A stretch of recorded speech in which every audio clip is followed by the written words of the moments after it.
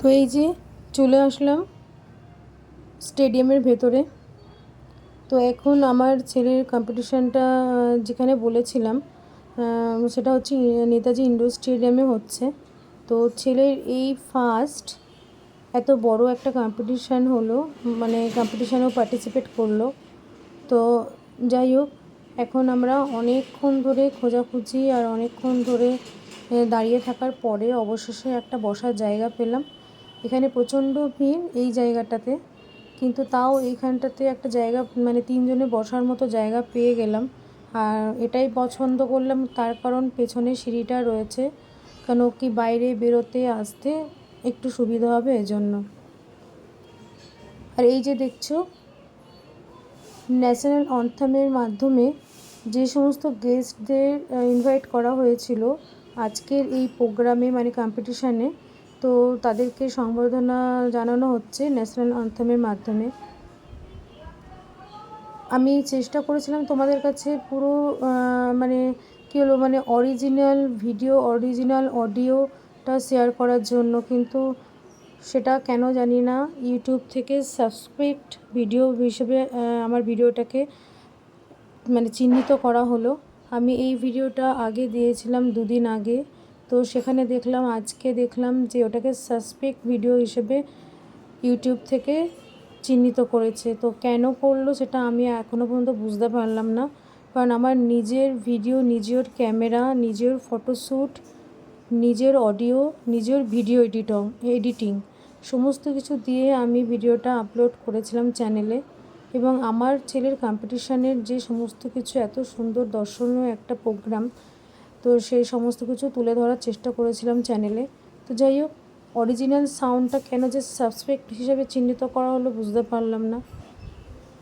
তো যাই হোক, সেটাকে আবার আমি ডিলিট করলাম চ্যানেল থেকে, আর এটাকে আবার আমি এডিট করেছি,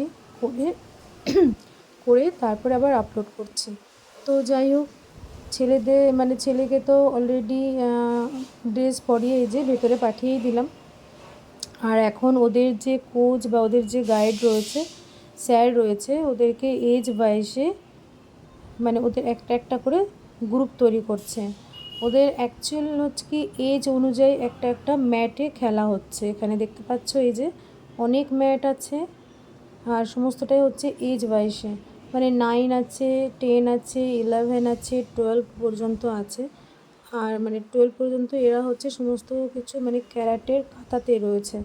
আর যারা ফাইটিংয়ে রয়েছে তাদের হয়তো আর একটু বড় এজে রয়েছে, কারণ স্টেজ পারফর্ম যারা ফাইটিংয়ে করছে বোঝাই যাচ্ছে। তো যাই হোক, আর এখানে খুব সুন্দর একটা ব্যবস্থাপনা করা হয়েছে, যেটা কি না গার্লস অ্যান্ড বয়েজদেরকে সম্পূর্ণভাবে ডিভাইডেশনে রাখা হয়েছে। স্টেজের ওপাশে রাখা হয়েছে পুরো গার্লসদেরকে, স্টেজের এপাশে রাখা হয়েছে ছেলেদেরকে, বয়েজদেরকে, আর মানে সব ছেলেদেরকে এদিকে রাখা হয়েছে। তারপরে এই যে নাম্বার অনুযায়ী যে ম্যাট রয়েছে, প্রত্যেকটা ম্যাটে আলাদা আলাদা এজ ওয়াইজে সবাইকে গ্রুপ বানানো হচ্ছে, আর তারপরে হচ্ছে সিরিয়াল নাম্বার। তো যাই হোক, এখানে নাম অনুযায়ী আর নাম্বার অনুযায়ী যে কোড আছে, কোড নাম্বার আছে, সেই সব হিসেবে সবাইকে এই যে লাইন করে এক একটা গ্রুপ করে করে বসানো হচ্ছে। তো এই যে দেখতে পাচ্ছ চারদিকে প্রত্যেকটা ম্যাটেই আগে সবাইকে সাজিয়ে মানে গ্রুপ তৈরি করে নেওয়া হচ্ছে, এবং তারপরে খেলা শুরু হচ্ছে। তো এই যে অলরেডি ফার্স্ট রাউন্ডেই আমার ছেলে আর 4জনের সঙ্গে কম্পিটিশানটা পার্টিসিপেট মানে কম্পিটিশানটা তৈরি করা মানে খেলা হচ্ছে, কেন কি 4জন 4জন করে ওদেরকে একটা মানে যখন খেলা স্টার্ট হয়েছে 4জন 4জন করে ওদেরকে খেলানো হচ্ছে। এই যে আমার ছেলে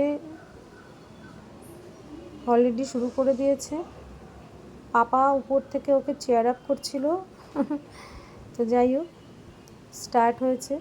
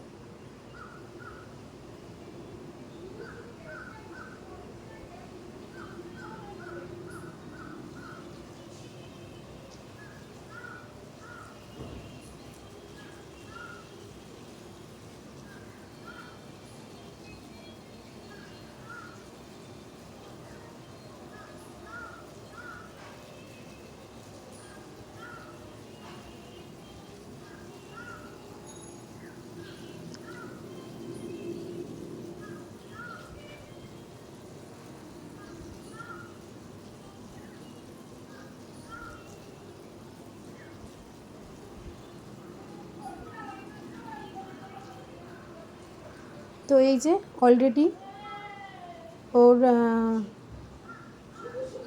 ক্যারাটেটা কমপ্লিট হলো। আর যাদের হয়ে যাচ্ছে তাদেরকে একটা সাইড করে রাখা হচ্ছে। এই যে যাদের হয়ে যাচ্ছে তাদের এইদিকে একটা সাইড করে লাইন করে বসিয়ে দেওয়া হচ্ছে, আর ও পাশে ওই যে যারা বসে রয়েছে তাদের এবার বাকি রয়েছে।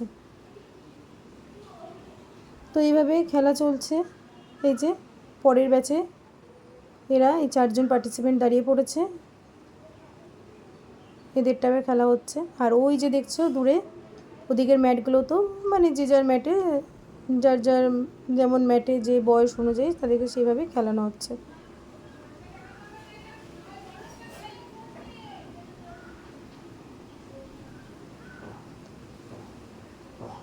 তো আমার ছেলে প্রথম এই এত বড় একটা কম্পিটিশানে পার্টিসিপেট করলো। আর নেতাজি ইন্ডোর স্টেডিয়াম মানে বুঝতেই পারছো অনেক বড় কম্পিটিশানটা রাখা হয়েছে, প্রচুর গেস্ট এখানে হোস্ট করা হয়েছিল।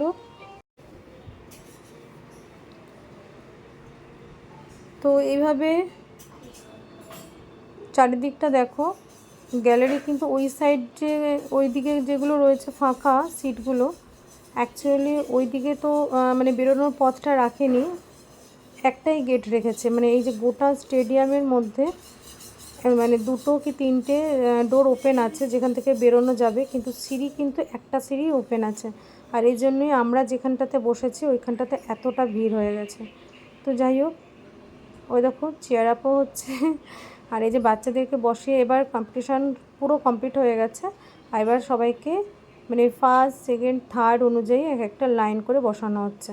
তো এই যে দেখতে পাচ্ছ একদম রাইট সাইডে এই পাশে যেখানে আমার ছেলে বসে আছে এই লাইনটা হচ্ছে ফার্স্ট, মিডিলটা হচ্ছে সেকেন্ড, তারপরটা থার্ড, আর তারপরটা হচ্ছে সান্ত্বনা পুরস্কারের জন্য রাখা হয়েছে।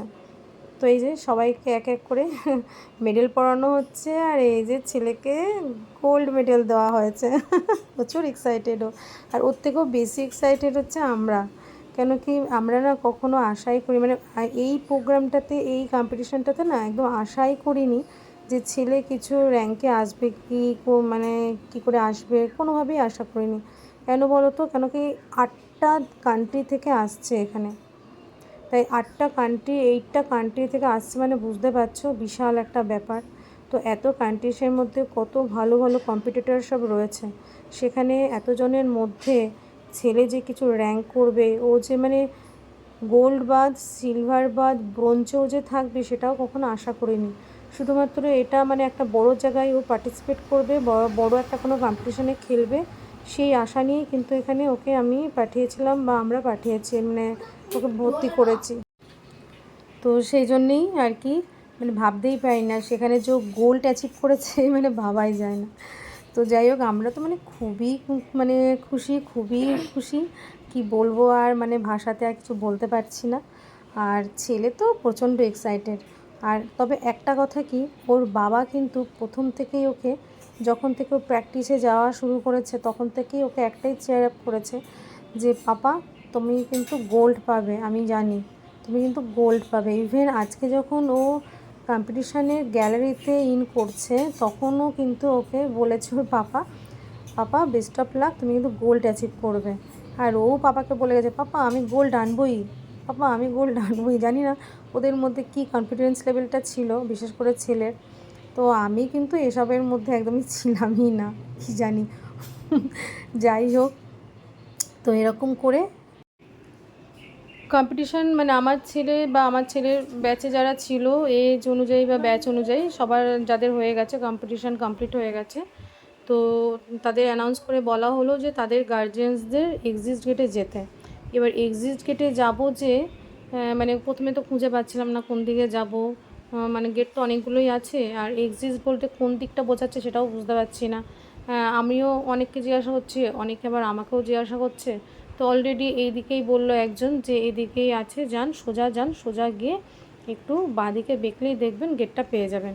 তো সেই জন্য এদিকে যাওয়া শুরু করেছি, একটু তাড়াতাড়ি হাঁটছি, কেন কি অনেকক্ষণ অ্যানাউন্স করে দিয়েছে যে বাচ্চাদের গেটে পৌঁছে দেওয়া হয়ে গেছে। এখান থেকেও শোনা যাচ্ছে, মানে বাইরেও তো মাইকটা রয়েছে, শোনো এখান থেকেও অ্যানাউন্সটা শোনা যাচ্ছে। তো যাই হোক, অলরেডি এসে গেছে এই যে এক্সিট গেটের কাছে চলে এসেছি, যেখানে সমস্ত বাচ্চারা ওয়েট করে আছে, গার্জিয়ানসরা আছে, আর তাদেরকে নাম কার্ড সব দেখে তবেই ছাড়া হচ্ছে, গার্জিয়ানসদের হ্যান্ডওভার করা হচ্ছে। আর ওই যে দূরে আমার ছেলেও এই যে বেরোচ্ছে। তো যাই হোক, এবার আমার গোল্ড মেডেলিস্টকে পেয়ে যাব হাতে।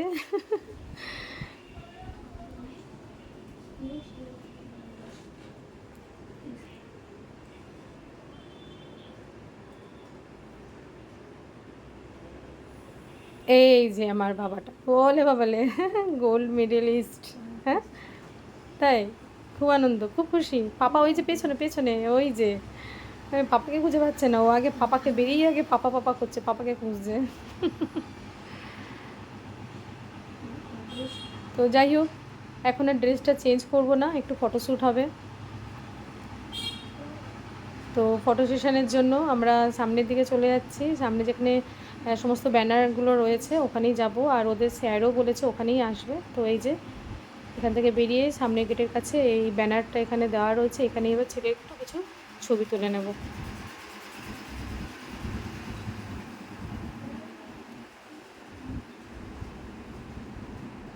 তো এই যে দেখতে পাচ্ছ ব্যানারটা রয়েছে, যে দেখছো কত লং ব্যানার একটা দেওয়া হয়েছে, এখানে যত অনারেবল মানুষদের দেখতে পাচ্ছ, নেতা মন্ত্রী বা যারা ভালো অনারেবল মানুষ যারা, মানে তাদেরকে এখানে কিন্তু গেস্ট হিসেবে হোস্ট করা হয়েছিল। তো তারা সবাই কিন্তু এসেছিলেন। তো যাই হোক, কাছ থেকে কাউকে আর পাওয়া যায়নি, ভেবেছিলাম কাছ থেকে কারোর সঙ্গে একটুখানি হয়তো একটু সেলফি বা একটুখানি ছবি ভিডিও কিছু শ্যুট করবো, সেসব আর পসিবল হয়নি। তো যাই হোক, অলরেডি ছবি মোটামুটি নেওয়া হয়ে গেছে, আর এই যে ওদের স্যারও এসে গেছে, এবার স্যারের সাথে দাঁড়িয়ে কিছু ছবি তুলে নেবে।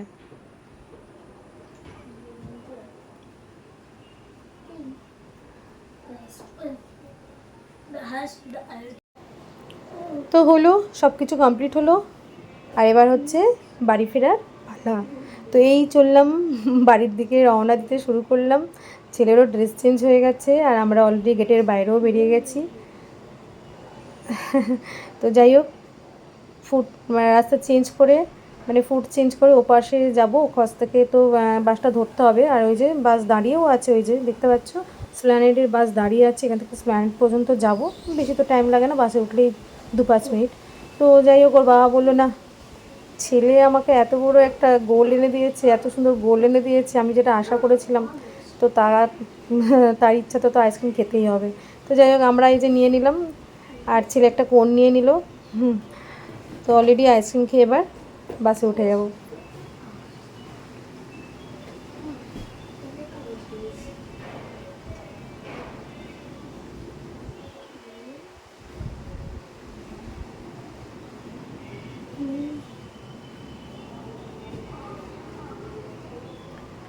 তো এই যে বাসটা ছেড়ে দিল, ফাঁকা বাস একদম।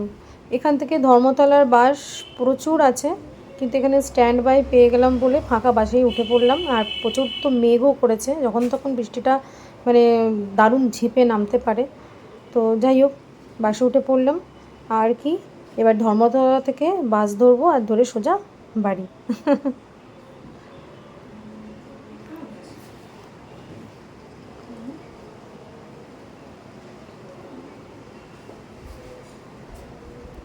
তো আজকের দিনটা তো দারুণ কাটলো, দারুণ।